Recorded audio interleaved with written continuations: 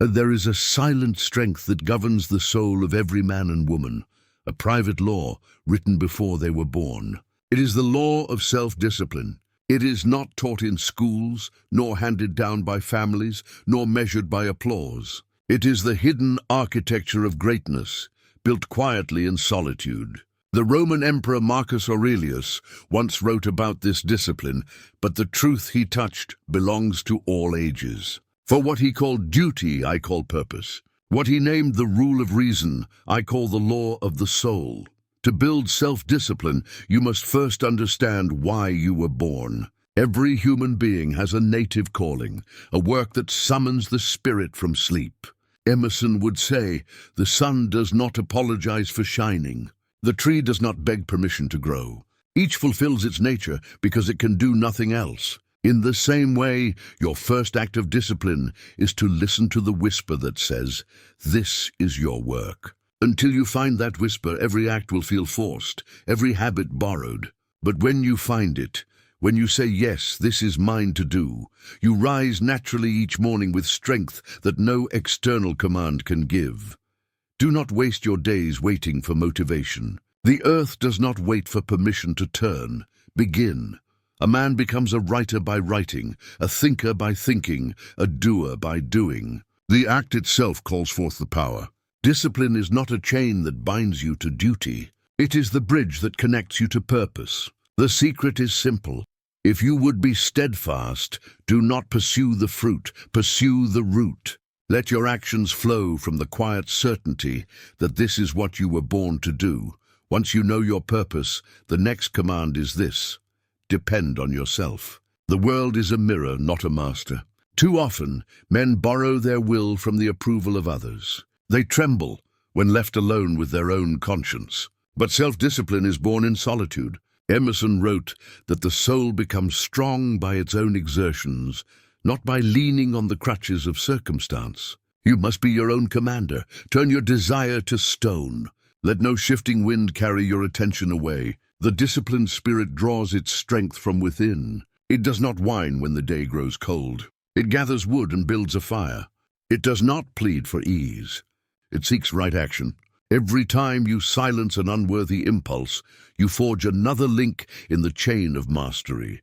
You will be tempted to scatter your energy on too many things. The undisciplined mind runs like water, taking the shape of every passing fancy. To conquer this restlessness, build a plan, not a cage, but a path. Break your great vision into smaller tasks, each one a stepping stone across the river. When you conquer the next step before you, you teach your will to obey. That obedience, not to others but to your own purpose, is self-discipline in motion. Beware the paralysis of the overwhelmed. Many a noble soul is drowned not from weakness, but from confusion. They tried to swallow the sea in one gulp. Be content to take a cupful each day. Divide your labor into portions you can master, and let each small victory feed the next. Order creates freedom. When the task seems infinite, the mind revolts. When it sees a portion, it advances gladly. And remember this: all discipline is practice for the moment when life will test you. The storms will come, as surely as night follows day. The man who has trained himself in small labors will not tremble in great ones. A soldier does not wait for the battle to learn to wield his sword. He practices every morning until motion becomes instinct. In the same way, discipline is the art of repetition, the quiet return to one's work even when the heart resists. Show up each day. There is a divine rhythm in constancy. Nature teaches this. The sun rises not by inspiration but by law. The river flows not because it feels like flowing, but because it must. Great men are not great by chance. They are great by practice. Each act, no matter how small, is a brick in the cathedral of the soul. You need not see the finished building to lay the next stone. Failure will come. That is certain. But failure is not the enemy. Hesitation is. A man does not drown by falling into water. He drowns by staying there. Self-discipline lifts you again and again until rising becomes a reflex of the soul. A bad hour need not become a bad day. A bad day need not become a bad life. Begin again. Every dawn is a new covenant between your purpose and your power. There is another kind of training, rarer but essential, the discipline of voluntary hardship.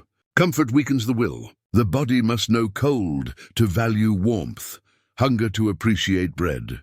From time to time, deny yourself small pleasures. Skip a meal. Walk instead of ride. Sleep without luxury. Turn off the world's noise. This is not punishment. It is purification. By choosing discomfort now, you will face adversity later without fear. He who cannot live without indulgence is a slave, even if he sits on a throne. The strong man does not curse when pain visits. He listens. Pain speaks a sacred language. It says this too is part of you. To meet it with silence instead of complaint is to win the first victory over chaos. Emerson wrote that the soul expands by resisting, as a muscle strengthens by use. Each hardship is a secret apprenticeship in power. The more you welcome small difficulties, the less you fear great ones. And yet even the most disciplined soul must remember the law of limits, the dichotomy of control. You have dominion only over your own thoughts, words, and deeds. Everything else belongs to the eternal order. The rain may fall or not. The wind may favor or oppose. Men may praise or blame. None of these can harm you if you remain faithful to yourself. It is only when you demand that the world obey your wishes that peace abandons you. When trouble comes, ask, is this within my control? If yes, act. If no, accept. A mind that quarrels with reality fights a war it can never win. But the mind that accepts what is not its own to command stands invincible. The oak does not complain of the storm. It grows deeper roots. So must you never yield to the luxury of victimhood. To say the world has wronged me is to hand the reins of your spirit to another. Life owes you nothing but opportunity. Emerson said, nothing can bring you peace but yourself.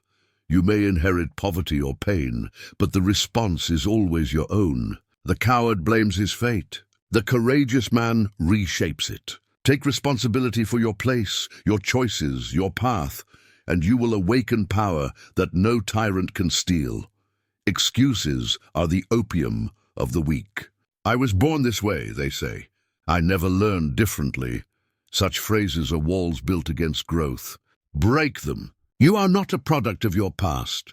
You are the architect of your present. No inheritance of circumstance can chain a man who has learned to command himself.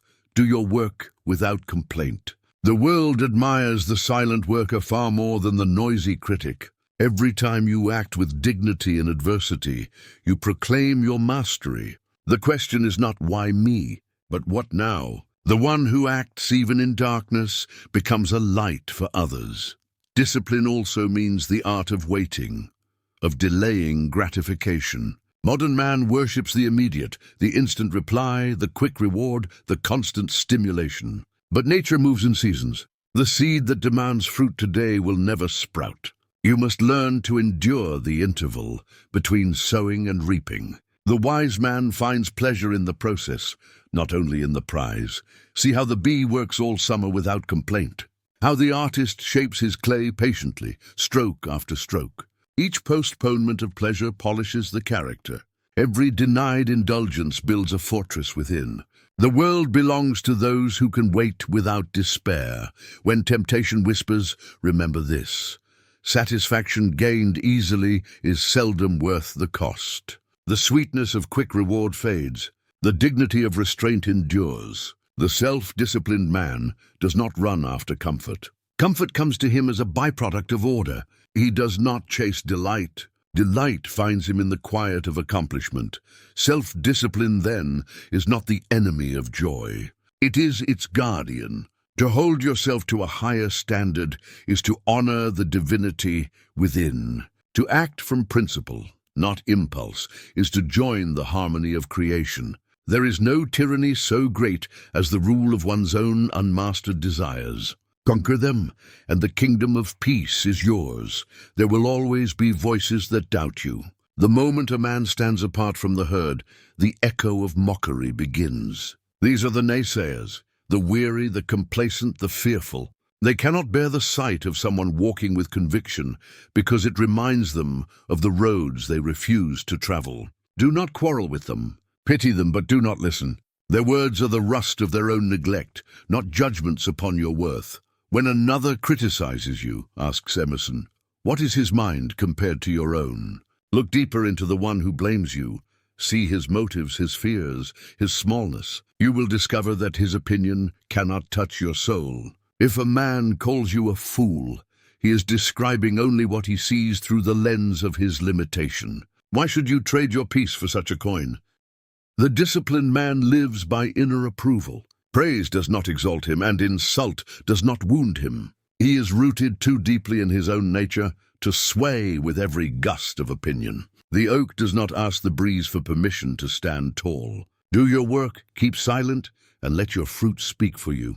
Emerson wrote that the great man is he who in the midst of the crowd keeps with perfect sweetness the independence of solitude. That sweetness is the fragrance of discipline, but solitude should not make you arrogant. Seek out the company of the wise. Find those whose presence elevates your own. As iron sharpens iron, the soul sharpens soul. There are men and women who have mastered the art of constancy, who labor without noise and live with quiet dignity. Study them. Do not imitate their gestures, but understand the spirit that moves them. True learning is not mimicry, it is resonance. Emerson advised, make your own Bible, select and collect. All the words and sentences that in all your readings have been to you like the blast of a trumpet. So do the same with people, and keep close to those whose example awakens something noble in you. Let their courage fertilize your own. Ask yourself daily, who embodies the strength I seek? Who walks through the world with calm purpose? Who has turned the storms of life into wisdom? These are your silent teachers. Whether living or dead, they are the lights along your path. You do not need to bow before them, only to remember that what you admire in them exists also within you. Discipline, however, is not sustained merely by inspiration. It must be reviewed, refined, and renewed each day. Each evening, when the noise of the world has quieted, sit in the company of your own conscience. Ask, what have I done today that honors my purpose? Where have I faltered? Where did impulse overtake intention? This simple ritual of honest reflection is the furnace in which character is tempered. Do not fear self-examination. The unexamined life is not life. It is driftwood on the tide of habit. But the examined life is a vessel under command. When you reflect with sincerity, you awaken the inner guide that Emerson called the aboriginal self. This self does not judge cruelly. It corrects gently, as a master gardener prunes the tree to help it bear better fruit. If you fail today, forgive yourself. To dwell on guilt is to rehearse defeat. The disciplined man learns, adjusts, and continues. Self-compassion is not indulgence, it is wisdom. A man who hates himself cannot master himself. Be severe in principle, but kind in correction. Look for what you did well, so that tomorrow you may repeat it. Gratitude for progress strengthens the will far more than shame for error. Self-discipline is not a war against yourself. It is an alliance between your higher and lower natures. The body is not your enemy, nor is desire nor fatigue. They are simply instruments awaiting a conductor. When you are tired, rest with intention. When you are tempted, observe without judgment. When you are discouraged, remember that the oak grows slowly because it grows deep. Patience is the breath of discipline. To hurry is to distrust time. To wait is to collaborate with eternity. Emerson knew this truth well, that all growth is organic, that no force can pull open the petals of a flower before its hour. So it is with your soul. You may labor for years without visible reward, but beneath the surface, the roots are thickening, preparing for bloom. Modern life teaches the cult of speed, the endless chase for instant pleasure, instant approval, instant success. But what is swiftly gained is swiftly lost. The man who can wait, who can hold his course amid uncertainty, owns a power that the impatient will never know. Delay is not denial, it is preparation. Learn to find contentment in the waiting. Between effort and reward lies the sacred space where character grows. When you can walk that stretch without complaint, You will have mastered the hardest part of self-discipline, endurance without bitterness. And remember, this path is not meant to isolate you from life, but to deepen your engagement with it. Discipline is not withdrawal. It is participation with awareness. The disciplined soul lives fully, eats with gratitude, works with focus, loves with presence. He is not a hermit. He is a master of moments, Emerson once wrote. Finish each day and be done with it. You have done what you could. Some blunders and absurdities no doubt crept in. Forget them as soon as you can. This is the discipline of renewal, the courage to release yesterday. Many men are trapped, not by their failures, but by their memories of them. They live chained to the ghosts of past mistakes. But life is not a courtroom. It is a workshop. Begin again. To live by discipline is not to drain life of color, but to channel it into form. Think of the artist who shapes chaos into beauty. His brush follows rules, yet his soul remains free. The disciplined life is an artwork, lines of intention guided by an unseen vision. Without form, energy scatters. With form, it creates. So cultivate rhythm in all things. Rise at a set hour, not because the clock commands it, but because your spirit thrives on structure. Eat simply, think clearly, speak deliberately. Let every routine become a quiet vow to honor your time on earth. Consistency may seem dull, but within it lies the music of peace. In a world obsessed with reaction, practice restraint. The masses rush to respond. The master waits to understand. Silence, used rightly, is not emptiness but power. When others provoke, observe. When they demand explanation, offer stillness. When they seek to draw you into noise, remain the calm eye of the storm. This silence is not weakness, it is sovereignty. You rule yourself when you refuse to be ruled by impulse. There will be those who misunderstand you, who call your quiet arrogance or indifference. Let them.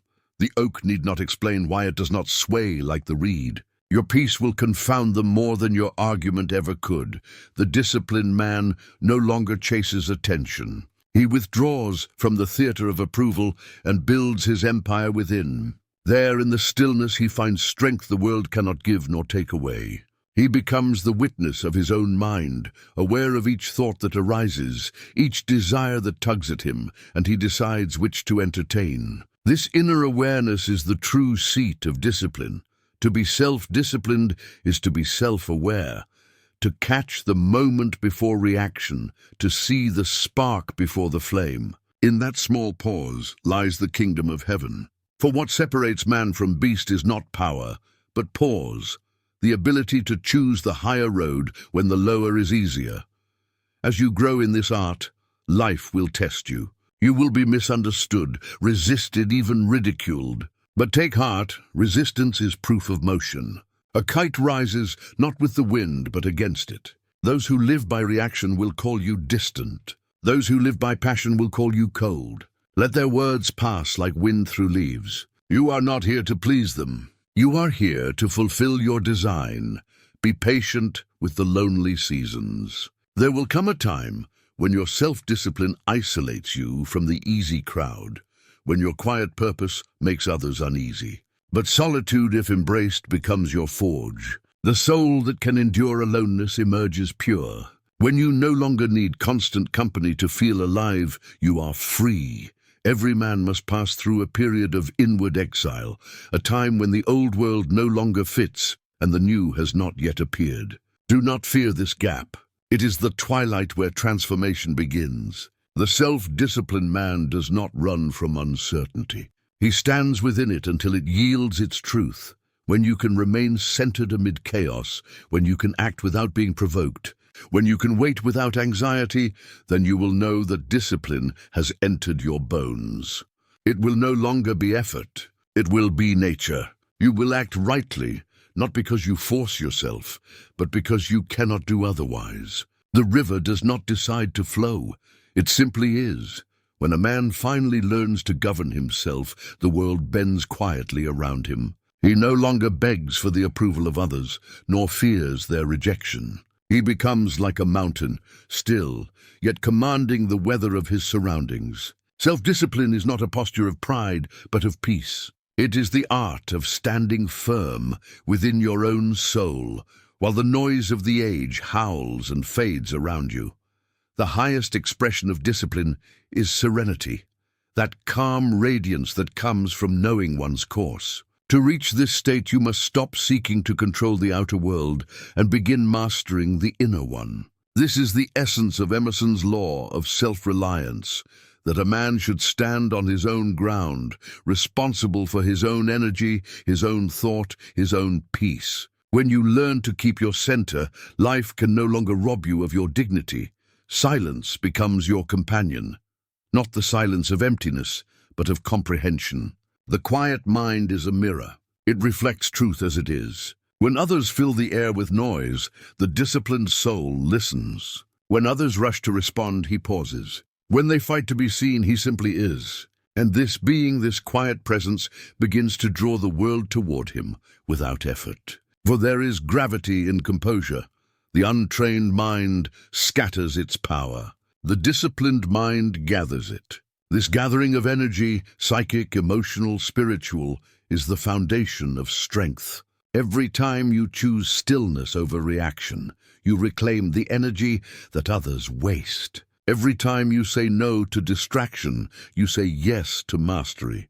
You begin to feel an invisible order forming within you, like a constellation of purpose. And so, self-discipline becomes not a set of rules, but a harmony. It aligns the inner and outer worlds until they move as one. The man who lives by this harmony no longer feels torn between what he wants and what he must do. His desires and duties are joined, like roots and branches of the same tree. His work is no longer toil, but expression. His restraint is no longer denial, but freedom. There will come moments when this harmony is tested, when chaos knocks and solitude seems unbearable. Yet remember, the soul grows most in silence. When the noise is stripped away, what remains is your truest sound. Emerson once said that God will not have his work made manifest by cowards. To live with discipline is to live courageously, to trust the inner law more than the outer comfort, to stand for truth even when it isolates you. You will lose people. You will be misunderstood.